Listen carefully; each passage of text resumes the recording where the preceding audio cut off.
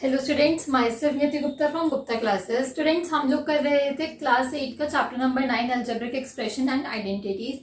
I know students, ये थोड़ा बड़ा चैप्टर है, बट पिछली क्लास में मैंने आपको आइडेंटिटीज के साथ सारे के सारे क्वेश्चंस करा दिए थे, जितने भी पॉसिबिलिटी क्वेश्चंस की आ सकती है। बट अब ऐसी बात है ना कि एनसीईआरटी से तो कराना ही है, जो एक्सरसाइज 9.5 है। एग्जाम्पल्स मैंने नहीं कराए हैं। एग्जाम्पल्स इसलिए नहीं कराए क्योंकि कोई फायदा नहीं है, सब कुछ कवर हो चुका है। एग्जाम्पल्स बस इसी वजह से कराए जाते हैं ताकि आपका आगे का एक्सरसाइज में क्या है वो कॉन्सेप्ट क्लियर हो जाए, जो मैंने पिछली क्लास में कर दिया। उसमें से कुछ कुछ एग्जाम्पल्स मैंने उसके एनसीईआरटी एग्जाम्पल के ही उठाए थे, ठीक है। सो नाउ आज की वीडियो में हम लोग एक्सरसाइज 9.5 का क्वेश्चन नंबर 1 करेंगे। ये उन्हीं एग्जाम्पल्स की तरह है, बस आइडेंटिटी हमें पहचाननी है कि कौन सी लगेगी और फिर उसके बाद यूज करनी है। सो फर्स्ट पहले क्वेश्चन है, use suitable identity to find product. हमें प्रोडक्ट निकालना है बट आइडेंटिटी से निकालना है। हम ऐसे ही सिर्फ मल्टीप्लाई नहीं कर सकते बाइनोमियल टू बाइनोमियल, ठीक है। तो देखो फर्स्ट पार्ट x+3 और x+3। अब हम इसे ये भी लिख सकते हैं x+3 का स्क्वायर। तो इसमें कौन सी आइडेंटिटी लगेगी? a+b का होल स्क्वायर वाली आइडेंटिटी लगेगी। तो देखो क्या होती है वो आइडेंटिटी, a का स्क्वायर प्लस b का स्क्वायर एंड प्लस 2ab। सो ये x² तो एज इट इज रहेगा, 3 का square is 9 and 2 into 3 6x। सो हमारा आंसर आ गया ये। बट आप लोगों को ब्रैकेट में आइडेंटिटी जरूर लिखनी है। यहां पे वेरिएबल x यूज हो रहा है, तो आप लोग आइडेंटिटी ऐसे लिख दो, a+b का whole square is equals to a² plus b² plus 2ab। ab की फॉर्म में लिख दो, ठीक है। नाउ अब फोर्थ पार्ट, स्टूडेंट्स मैंने सारे पार्ट्स नहीं उठाए हैं, कुछ कुछ ही हम लोग कर लेंगे सॉल्व, तो फिर ये पूरा क्वेश्चन भी कवर हो जाएगा। हर एक पार्ट सॉल्व करने की नीड नहीं है। हाँ, अगर आप लोग करना चाहते हो प्रैक्टिस के लिए, और वैसे आप लोग कर ही लेना, तो आप लोगों के लिए ज्यादा बेस्ट होगा, ठीक है। सो 3a minus half and 3a minus half, तो हम इसको 3a माइनस हाफ का स्क्वायर लिख सकते हैं। इसकी प्रॉपर्टी क्या होती है, 3a का स्क्वायर प्लस हाफ का स्क्वायर माइनस 2a और b, राइट। तो 2 से 2 कैंसिल हो गया। 3a का स्क्वायर क्या होगा, 9a², हाफ का स्क्वायर 1/4 एंड माइनस 3a। तो हम इसको कैसे लिख सकते हैं, 9a² माइनस 3a प्लस 1/4। और यहाँ पे ब्रैकेट में आइडेंटिटी मेंशन कर देना ऐसे 3 डॉट्स लगा के। ये 3 डॉट्स जो हम लगा रहे हैं वो क्या डिनोट करता है, बिकॉज, क्योंकि हम उसका रीजन लिख रहे हैं कि हमने ये कैसे ओपन किया, ठीक है। अब चाहो तो आप लोग यहाँ पे एलसीएम भी ले सकते हो या आंसर यहाँ पे भी छोड़ सकते हो, बात एक ही है। Now fifth part. अब फिफ्थ पार्ट क्या है, 1.1m minus 0.4 and 1.1m plus 0.4। तो इसमें कौन सी आइडेंटिटी लगेगी, a² माइनस b² वाली आइडेंटिटी लगेगी। तो यहाँ पे a क्या है, ये है 1.1m का स्क्वायर माइनस 0.4 का स्क्वायर। सो देखो 1.1 मतलब कि हम यहाँ पे देखते हैं 11 का स्क्वायर क्या होता है। 11 का स्क्वायर होता है 121 और 2 डॉट्स आ जाएंगे, मतलब कि 2 डिजिट के बाद डॉट आएगा, then m² and minus 0.16 is the answer. यहां पे हमने डायरेक्ट प्रॉपर्टी यूज करी है, कौन सी, a² minus b² is equals to a minus b, a plus b। ये वाली आइडेंटिटी आपको कैसे भी यूज करने के लिए आ सकती है।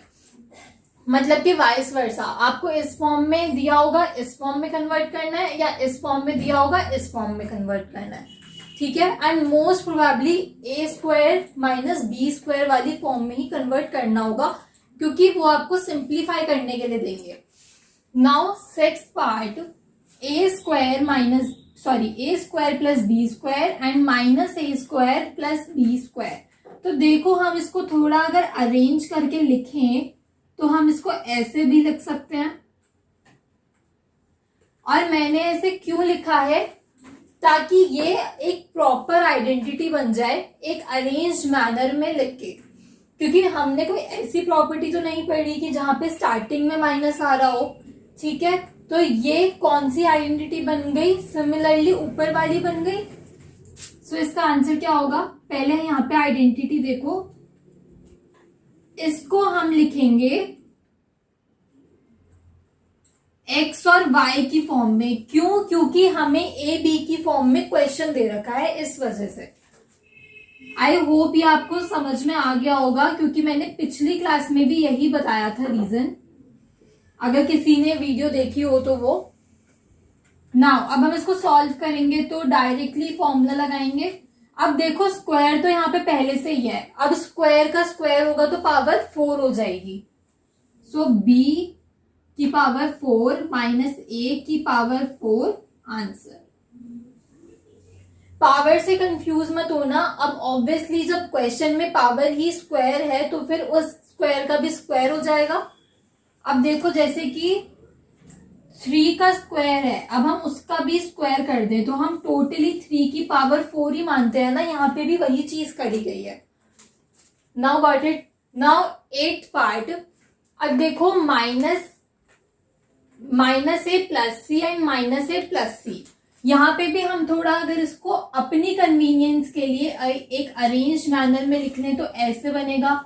अब हम इसको c माइनस ए का स्क्वायर भी लिख सकते हैं, तो क्या होगा, C square plus A square minus 2ac। क्यों होगा ऐसा, बिकॉज x माइनस y का square is equals to X square plus Y square minus X Y, ठीक है। And this is the answer. I hope property सबको याद हो गई होंगी अभी तक। नाउ 9th पार्ट, अब ये देखो सिमिलर है बिल्कुल इसी की तरह, वो भी सिमिलर था इसकी तरह। ऐसे ही आपको सारे सिमिलर क्वेश्चंस मिलेंगे अब, क्योंकि मैंने हर एक आइडेंटिटी के ऊपर क्वेश्चन करा दिया है, रीअरेंजमेंट करके भी दिखा दिया कि आप लोगों को क्वेश्चन कैसे ठीक लगेगा करने में। अगर आप इसी फॉर्म में क्वेश्चन सॉल्व करोगे तो कंफ्यूज हो जाओगे in this question and in this question too, ठीक है। तो अब देखो जैसे हम ये क्वेश्चन दे रखा है तो इसको हम ऐसे भी लिख सकते हैं, x/2 प्लस 3y/4 का स्क्वायर।